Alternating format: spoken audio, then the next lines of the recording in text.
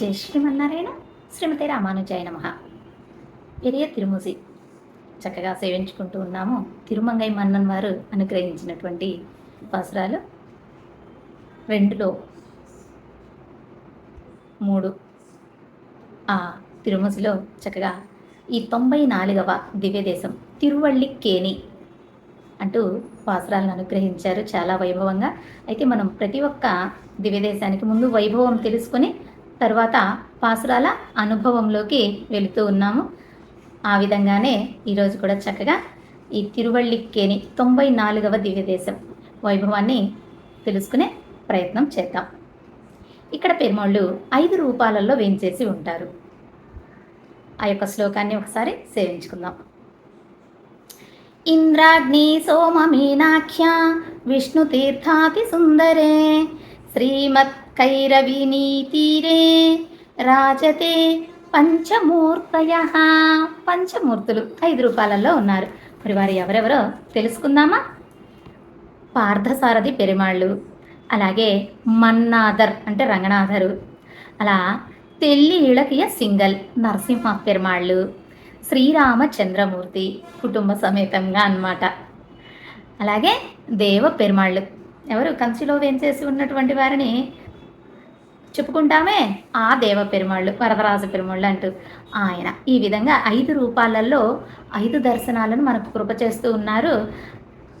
ఈ దివ్యక్షేత్రంలో 5 రూపాలుగా వేంచేసి ఉన్నటువంటి రూపాలను చక్కగా ఆయన దర్శనాన్ని పొందినట్టుగా మనం తెలుసుకుందాము. ముందుగా పార్థసారథి పెరుమాళ్ళు. శ్రీమత్కైరవినీ సరోవరళ సత్ బృందావనాఖ్యాయుతే వళ్ళిక్కేని పురే స్థితః సురదిశా వక్త్రాంబుజో రాజతే రుక్మిణ్యాత్వన్నిరుద్ధ సాధ్యబల ప్రత్యుమ్న సేవ్యోత్రిణా సంప్యూజ్యో భువి పార్థసారథి విభుః పార్థాక్షి యుగ్మాతిథిః. ఏమని గ్రహించారో తెలుసుకుందామా? తిరువళ్ళిక్కేనేని బృందావన క్షేత్రము అని కూడా అంటారు. ఇక్కడ పెరుమాళ్ళు పార్థసారథి, అమ్మ రుక్మిణీదేవి, అన్నగారు బలరాముడు, తమ్ముడు సాత్యకి, కుమారుడు ప్రద్యుమ్నుడు, మనవుడు అనిరుద్ధుడు. ఈ విధంగా అందరూ కూడా చక్కటి దర్శనాన్ని ఇక్కడ కృప చేస్తూ ఉంటారన్నమాట. ఇంద్రాగ్ని సోమ మీన విష్ణు తీర్థములచే చుట్టబడిన కైరవీ నదీ తీరంలో ఆనంద విమానంలో తూర్పు ముఖంగా నిలుచుని భక్తులకు దర్శనమిచ్చే పార్థసారథి అర్జునుడికి ప్రత్యక్షం. ఇక్కడ అత్రి మహాముని ఆరాధనలు అందుకున్న ఈ స్వామిని పెరియాళ్వార్లు, తిరుమర్షయాళ్వార్లు, తిరుమంగయ్య ఆళ్వార్లు స్తుతించారు చక్కగా. శ్రీకృష్ణ పరమాత్మ సకుటుంబంగా వేంచేసి ఉన్న దివ్యదేశం తిరువళ్ళిక్కేని. ఈనాడు ట్రిపుల్ కేనిగా పిలువబడే ఈ దివ్యదేశం చెన్నై నగరంలో ఒక భాగం. సముద్ర తీరానికి చేరువలో ఉన్నది ఈ క్షేత్రం. అల్లి అంటే తామర పువ్వు, కేని అంటే పుష్కరిణి. ఈ తామర పూలతోటి నిండుకొని ఉంటుంది కాబట్టి తిరువళ్ళిక్కేని అనేటటువంటి భోగ్యమైన నామాన్ని ఉంచటం జరిగింది. ఇక్కడ ఉత్సవమూర్తిని వెంకటకృష్ణన్ అంటారు. సుమతి అనేటటువంటి మహారాజు తిరుమల వెళ్ళారు, శ్రీవారి దర్శనాన్ని పొందారు.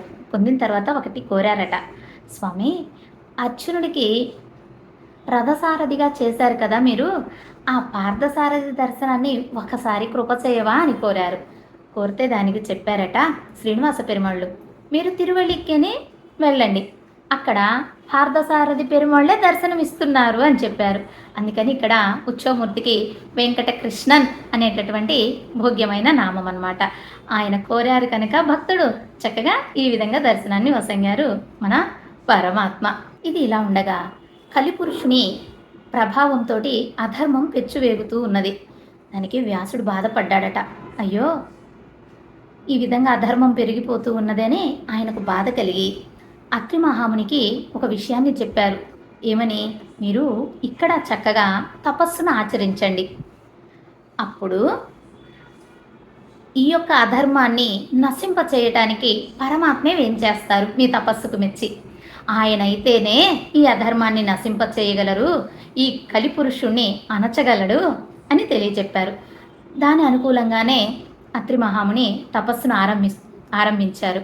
అప్పుడు వ్యాసుల వారు భగవతారాధన కోసము చక్కగా పాంచజన్యాన్ని అలాగే జ్ఞానముద్రను కలిగి ఉన్నటువంటి ఆ విగ్రహమూర్తులను వీరికి ఇచ్చారు. అవి పుచ్చుకొని వారికి భగవతారాధన చేస్తూ తపస్సును ఆచరించారు అత్రి మహాముని.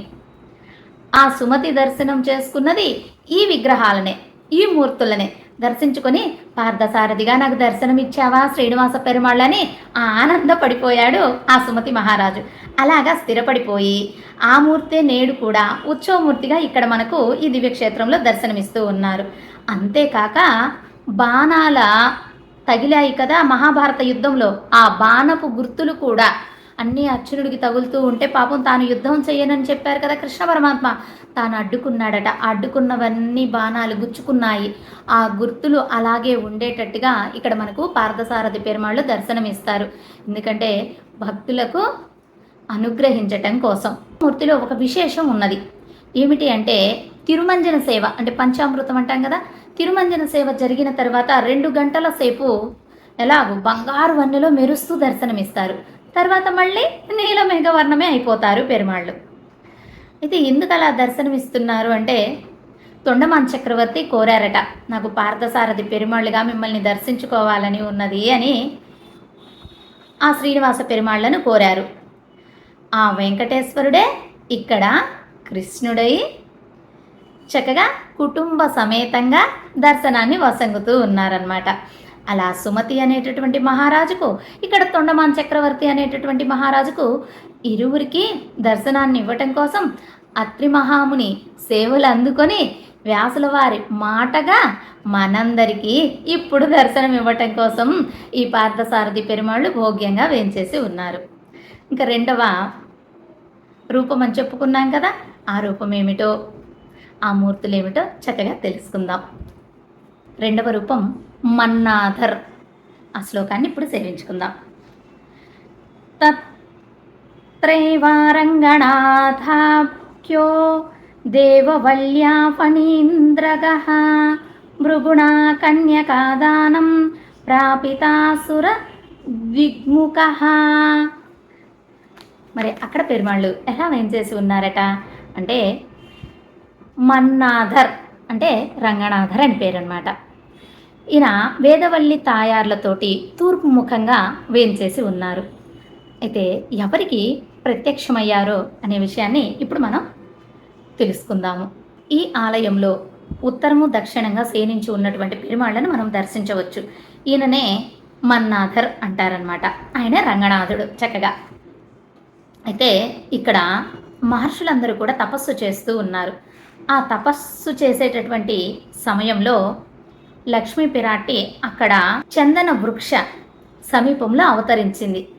అయితే వీళ్ళందరూ వేదం చదువుతున్న సమయంలో ఆమె అవతరించింటే ఆమెకు పేరు వేదవల్లి అని పెట్టారు. భృగు మహర్షి చక్కగా ఆమెను చాటుకున్నాడు అనమాట, పెంచి పెద్ద చేశాడు.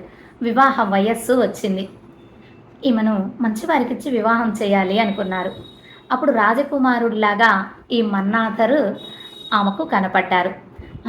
ఈయనే శ్రీమన్నారాయణుడు, ఈయనే శ్రీమన్నారాయణుడు అని ఆమె ఉప్పొంగిపోయింది. అలా ఆ వేదవల్లిని ఇచ్చి కన్యాదానం చేశారు భృగు మహర్షి. అందుకని ఇక్కడ కన్యాదాతగా పేరుగాంచారు ఈ మహర్షి. 3వ రూపాన్ని తెలుసుకుందాం. తత్రైవ నరసింహాఖ్యః పశ్చిమాభిముఖాసనః జాబాల్యాత్రి మునీంద్రాభ్యాం సేవతో మోక్షదస్తయోః. అత్రి మహామునికి ప్రత్యక్షమైనటువంటి వారు ఈ నరసింహస్వామి వారు.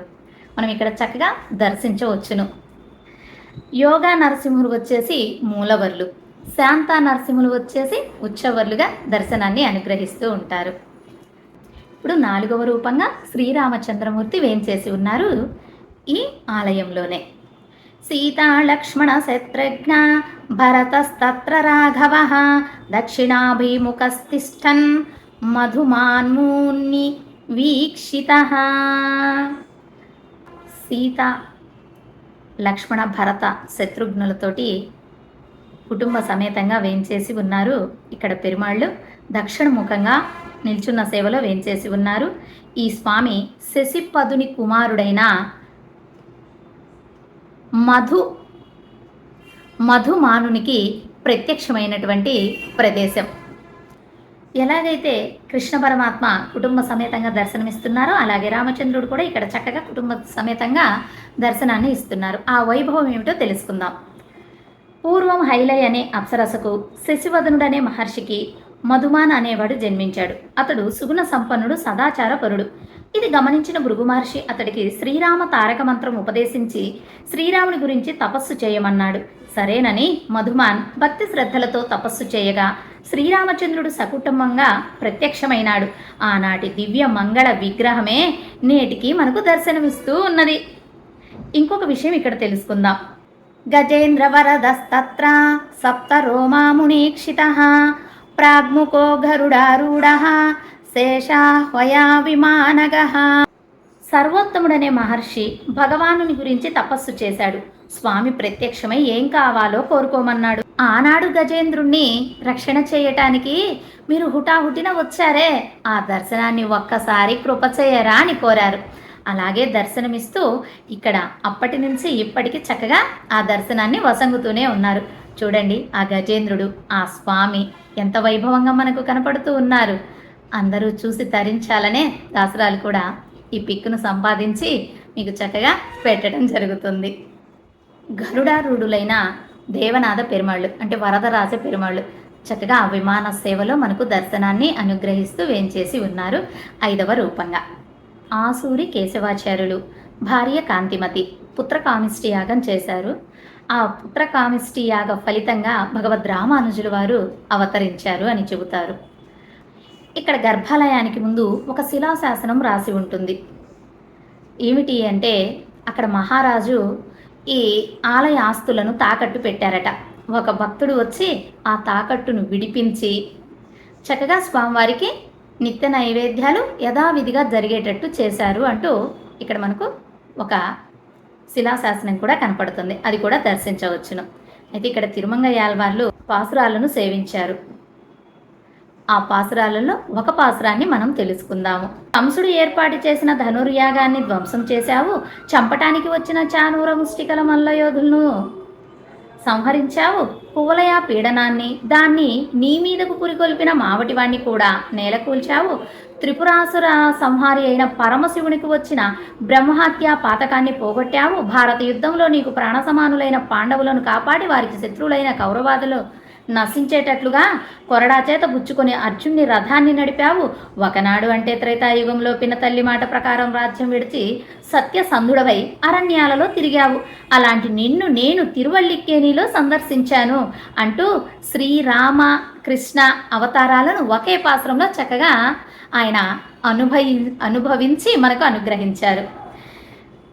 పిర్పేరు విజవం కంజనం మళ్ళుం வேஷமும் பாகனும் வீஷா செத்தவன் தன்னை புறமெறி செய்தா சிவனுர் துயர் களை தேவை பத்தலர்விய கோல் கையில் கொண்டு பார்த்தன் தன் தேர் முன் நின்னானை சித்தவை பணியால் முடித்து பிறந்தானை తిరువళ్ళకేని కండేనే అంటూ మనకు చక్కగా అనుగ్రహించారు. ఇక్కడ ఉత్సవాలు వచ్చేసి మేషమాసంలో శ్రవణం తీర్థోత్సవంగా బ్రహ్మోత్సవం జరుగుతుంది. 3వ నాడు ఉదయం గరుడ సేవ, తక్కిన ఉత్సవాలన్నీ విశేషంగా జరుగుతూ ఉంటాయి. చెన్నై నగరానికి దగ్గరలోనే ఉన్నది ఈ తిరువళ్ళిక్కేని, సముద్ర తీర సమీపంలో. చక్కగా మనము వెళ్ళి దర్శించుకొని తరించవచ్చును. జై శ్రీమన్నారాయణ. కామెంట్ బాక్స్లో ప్రశ్నలు ఉన్నాయి, అందరూ జవాబులు చేయండి.